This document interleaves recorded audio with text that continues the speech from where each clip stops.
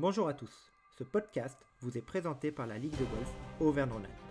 Je suis Michael Knopp et nous allons donner la parole aux acteurs engagés pour le développement de la pratique du golf auprès des jeunes.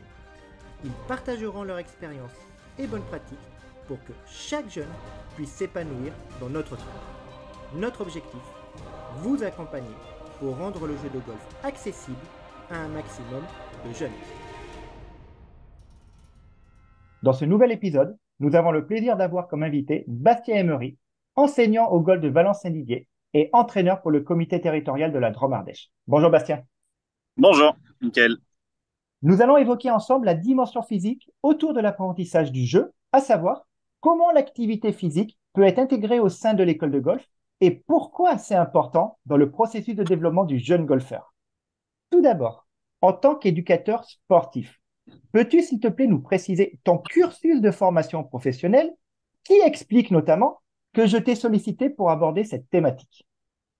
Oui, bien sûr. Alors, tout d'abord, mon premier métier est préparateur physique. Mon cursus de formation, donc, je suis passé par la fac de sport, STAPS, avec une licence entraînement sportif et un master préparation physique et réathlétisation. Alors, pour rentrer vraiment dans le vif du sujet, pourquoi pour toi le golf, c'est un sport? Alors, je vais te répondre par rapport à la dimension physique de toute manière, puisque c'est le thème.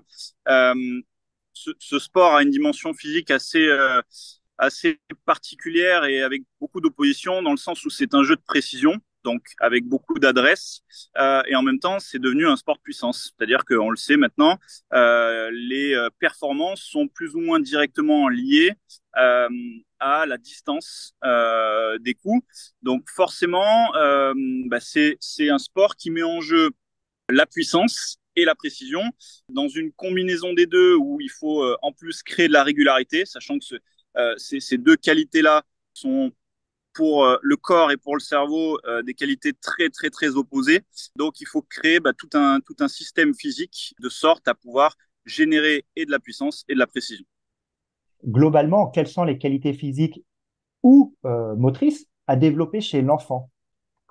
Alors moi je vais te répondre dans ma vision des choses, chez l'enfant, c'est un petit peu différent dans le sens où euh, il faut plutôt penser général que spécifique. C'est-à-dire qu'ils sont en pleine construction, ils grandissent, ils ont tout à faire. Euh, donc là, il faut aller de toute manière sur tout ce qui est motricité, développement général des qualités physiques. Une qui chez l'enfant est plutôt le jeune enfant et pas tout à fait cohérent, ce sera plutôt la qualité d'endurance, qui chez certains profils après plus grands seront cohérents à développer. Mais voilà, sinon tout ce qui est motricité, habileté fine, coordination, équilibre. Et après, chez l'enfant, on peut aussi démarrer tout ce qui va être puissance par des versants force, par des versants vitesse, avec des choses qui sont adaptées et qui respectent le squelette et le développement physiologique de l'enfant. Mais voilà, il faut penser en fait à toutes les qualités physiques. Je crois que les meilleurs exemples sont plutôt les sports qui justement appellent au développement d'un ensemble de qualités physiques et qui, ces enfants-là, quand on les transfère au golf, finalement sont plutôt très doués et assez rapidement. Alors, j'entends cette dimension générale. Ça veut dire que un enfant qui ne ferait pas que du golf, c'est top pour son développement également golfique, en fait. Oui, je trouve. En principe, en tout cas, moi, le constat que je fais, c'est que les golfeurs qui passent sur une autre activité, qui sont très spécifiques golf, sont pas forcément très à l'aise. Or, si je prends un enfant qui est déjà athlétisé à côté et qui passe sur le golf, en principe, on retrouve pas mal de qualités déjà. Donc, c'est très intéressant et j'invite en tout cas à développer l'enfant dans l'ensemble de son athlétisation. Ça veut dire que si un enfant fait pas nécessairement beaucoup d'autres activités complémentaires, il y a un vrai enjeu d'intégrer cette dimension physique à l'école de golf. Complètement. Comment intégrer justement cette dimension physique à l'organisation de l'école de golf? Alors, on a tous, comme on le disait juste avant, on a tous un petit peu nos lots de difficultés à l'école de golf, que ça soit par le temps, que ça soit également par un ensemble du groupe qui peut arriver déjà en retard alors qu'on n'a pas beaucoup de temps à dédier à la pratique du golf. On peut avoir aussi le fait que, voilà, on déclare que certains groupes sont plus ou moins loisirs, plus ou moins performance, et on va avoir des fois des difficultés, en effet, à intégrer une partie physique dans ce golf qui est déjà chronophage dans sa partie entraînement.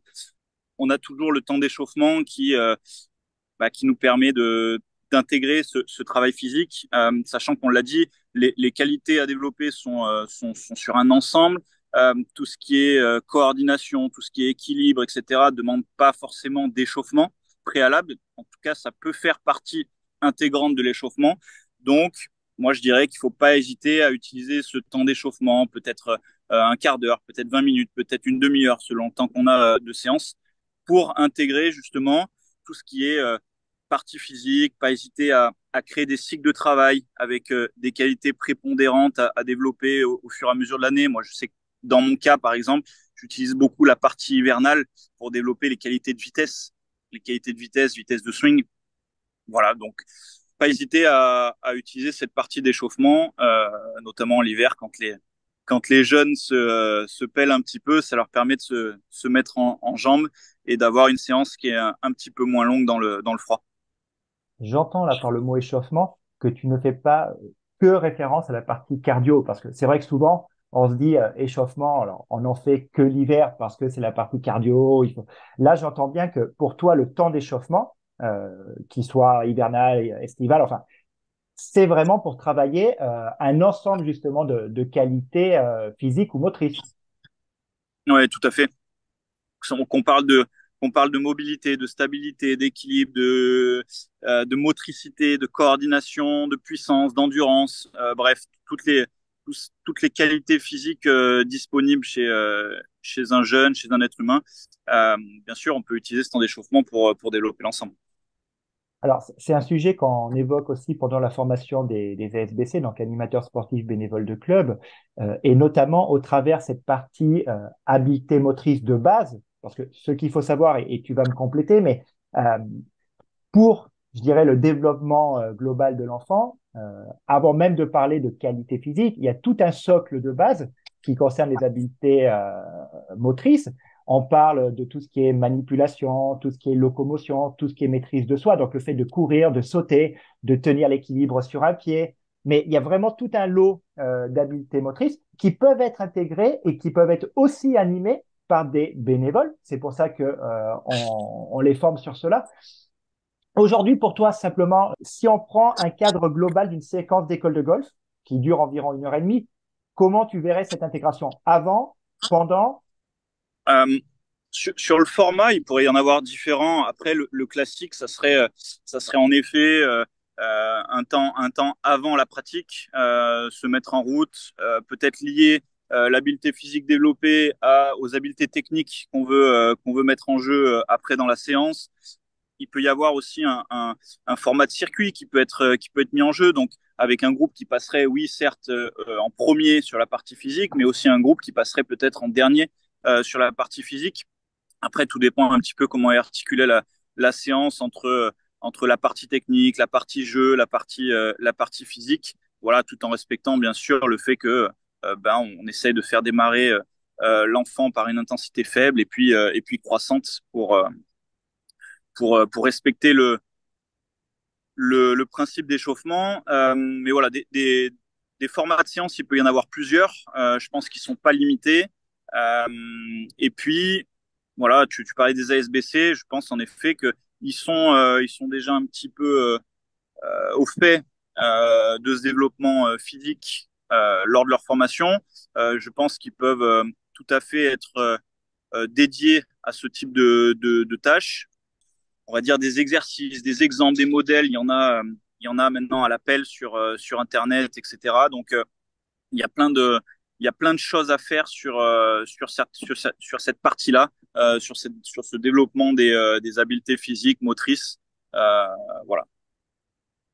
Et pour compléter ce que tu viens de dire, notamment quand on parle de jeunes enfants, c'est un jeu. Enfin, je pense que souvent on parle à tort de préparation physique, ce qui enclenche déjà dans l'esprit une dimension de performance. Mais là, quand on parle d'échauffement, quand on parle d'entrer dans l'activité, quoi, de la séance, toute la partie motricité, qualité physique, ça se fait aussi sous forme de jeu, quoi. Le sport, faut pas oublier qu'il y a cet aspect sociabilisation, il y a ce côté fun et la mise en attention également. Donc, je pense que par rapport notamment aux bénévoles qui pourraient se dire, ah ben non, je suis pas compétent dans cela, la formation leur donne des bases, mais après, comme tu l'as dit, il y a des ressources, il y a plein de jeux en équipe qui font que pour l'enfant, je dirais, c'est assez transparent et c'est ludique surtout. Je te rejoins complètement hein, là-dessus. Alors, ça fait, nous, en tant que préparateur physique, on appelle ça surtout la préparation physique intégrée. Mais en effet, moi, le premier, j'utilise pas mal d'autres sports à l'intérieur de la partie physique euh, dans le but de développer ses qualités physiques et motrices avec bien sûr des consignes qui peuvent être ajoutées à l'intérieur de certains sports, type football ou des choses comme ça et qui permettent justement à l'enfant de développer réellement un ensemble de d'habiletés motrices, tout à fait. Voilà. Est-ce que tu utilises du matériel spécifique dans cette partie générale de l'échauffement? Alors, on va dire le premier matériel que j'utilise, c'est le matériel, le sac pédagogique de la FFG. Il y a déjà du matériel pour installer des exercices en prépa physique, pour faire de la prépa physique intégrée, d'autres sports, etc. J'ai un petit peu de matériel à côté que j'utilise moi en préparation physique. Alors, sur le matériel des fois un peu spécifique, moi que j'aime bien utiliser, qui est pas encombrant, qu'on peut ranger facilement, qui est facilement utilisable, qui est pas lourd, etc. Je vais utiliser tout ce qui va être, on va dire plutôt des fois medicine ball, des slam balls qu'on peut jeter. Il peut y avoir des gym balls. Euh, J'utilise aussi pas mal le kit de suspension. Alors, la marque première, c'est TRX, mais tout ce qui est kit de suspension, il y a beaucoup de choses à faire avec ça. Et puis après, il y a pas mal de choses que je fais avec très peu de matériel. Euh, voilà, juste dans des consignes, dans des mises en action qui me permettent de réaliser du travail physique. Une question comme ça qui me vient en tête. On a parlé un peu de performance, mais est-ce que l'absence de prise en compte du développement physique de l'enfant peut-il être un frein justement à la performance sportive du jeune golfeur? Je vais te répondre oui dans mon âme de préparateur physique. Je vais te répondre oui. Après, encore une fois, si demain on voit un jeune Français devenir numéro un mondial et qu'il n'a pas touché de sa vie une once de préparation physique, il me fera mentir. Euh, Après, bien sûr que si on pense à l'ensemble de l'apprentissage, à l'ensemble du développement de la performance chez un enfant qui devient jeune et qui devient adulte, dans son socle d'habilité, euh, forcément, je vais te dire que si s'il n'a pas eu affaire à de la préparation physique, à développement des habiletés motrices, il risque d'y avoir un petit peu un déséquilibre dans son développement de la performance. Je te pose la question parce que quand même à très haut niveau, on voit vraiment l'importance du facteur puissance sur la performance. Et en parallèle, il y a une notion un peu technique qu'on peut aborder, c'est aussi la notion de fenêtre d'opportunité. C'est-à-dire, suivant l'âge de l'enfant, d'ailleurs qu'il soit garçon ou fille, c'est différent, il y a des périodes où il est plus propice de développer certaines qualités physiques. En tout cas, sur ces périodes-là, ces qualités physiques se développent plus rapidement. Et j'ai un exemple qui me vient en tête, mais tu pourras compléter. J'avais assisté à une conférence d'un des entraîneurs de Jordan Smith, donc Cameron McCormick, qui disait effectivement, Jordan n'est pas connu pour être le joueur le plus long du circuit. Il est plus connu pour sa qualité de putting, entre autres, sur les distances clés. Mais Jordan, il était jusqu'à 12 ans comme les copains en termes de puissance. Et en fait, ses parents, sur la fenêtre, en tout cas 12-14 ans, lui ont fait faire que du golf, lui qui faisait, je crois, du baseball.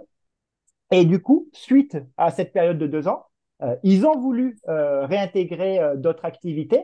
Et en fait, il n'est jamais arrivé à récupérer, en tout cas, cette qualité de puissance. Voilà. là, en plus, tu parles d'une période qui est l'adolescence, qui est chargée hormonalement, qui est, on va dire, la période de développement de la puissance. On passe d'un enfant à un adulte, d'autant plus chez les garçons quand tu parles de cette période-là. Ouais, forcément, s'il a raté, entre guillemets, un petit peu cette période-là, forcément, ça va lui inculquer soit une défaillance, soit un retard. Euh, Après, on a notre ami Bryson qui va nous prouver le contraire et qui va nous dire que finalement, à tout âge, on peut encore se développer. Je le remercie en plus de mettre encore plus cette dimension physique à l'honneur dans le golf. On a bien sûr Tiger Woods qui a été un petit peu le Jonah Lemu du golf et qui a permis de montrer que cette dimension physique, cette dimension puissance avait un vrai impact sur la performance. Je pense que les spécialistes seront au fait de ces périodes-là, seront à même de pouvoir répondre à la demande sur le travail physique de jeunes dans ces tranches d'âge. Voilà, tout le monde ne sera pas spécifique dans la préparation physique, dans les habiletés motrices et sera pas au fait justement de ces tranches d'âge dont tu parles. Mais voilà, je pense que il faut être un petit peu au courant. En effet, l'idéal, ça serait de ne jamais lâcher une activité annexe, qu'elle soit purement physique ou qu'elle soit reliée, en tout cas, à du développement physique. Ouais, il faut que ça soit une partie intégrante de l'entraînement et les tout meilleurs nous prouvent qu'il faut que ça appartienne à l'entraînement dorénavant. C'était peut-être différent avant, mais maintenant c'est comme ça. De toute façon, quand on parle de performance, on est plus sur cette partie individualisée, ou en tout cas, à contrario, pour la masse de l'école de golf, pour les plus jeunes notamment, on est vraiment sur une dimension plus collective, beaucoup plus sociabilisante, si je peux dire. Oui, bien sûr. Euh, L'école de golf, on l'a dit, il y a des contraintes de temps, de toute manière. Si on commence à discuter un petit peu de l'individualisation du travail physique chez l'enfant, euh, pour un enfant qui veut devenir très performant et qui, du coup, aura des nécessités dans l'entraînement sur la partie physique, bah, en effet, il faudrait éventuellement se rapprocher d'une possibilité d'entraînement individuel qui va être en supplément des séances de l'école de golf et de golf tout court, voilà, pour permettre ce bon développement. Alors, nous arrivons bientôt à la fin de cet épisode, mais avant de nous quitter, je vous rappelle que vous pouvez trouver sur la plateforme galaxygolf.fr les guides de l'entraîneur. Les versions 7-9 ans et 10-12 ans donnent également des jeux d'échauffement qui peuvent être utilisés par les encadrants de l'école de golf, qu'ils soient bénévoles ou professionnels. Pour rappel également, la Fédération française de golf propose une mallette pédagogique complète pour l'animation des séquences intégrant la dimension physique et motrice. Cette dernière est disponible au tarif de 620 € et le bon de commande est sur extranet dans documentation rubrique jeune. Et pour conclure ce podcast, le golf est un sport qui, contrairement aux idées reçues, nécessite le développement de nombreuses qualités physiques et motrices. Donc, intégrer la dimension physique aux séances de l'école de golf, c'est tout simplement nécessaire pour faciliter la progression des enfants, mais également pour mieux les fidéliser. Merci Bastien pour ce partage d'expérience. Merci à toi, Michael. Merci à tous. Et à bientôt dans un prochain épisode. Au revoir. Retrouvez l'ensemble de nos podcasts ainsi que d'autres ressources pour développer et accompagner la pratique du golf auprès des jeunes sur galaxygolf.fr, la plateforme dédiée aux écoles de golf de la Ligora.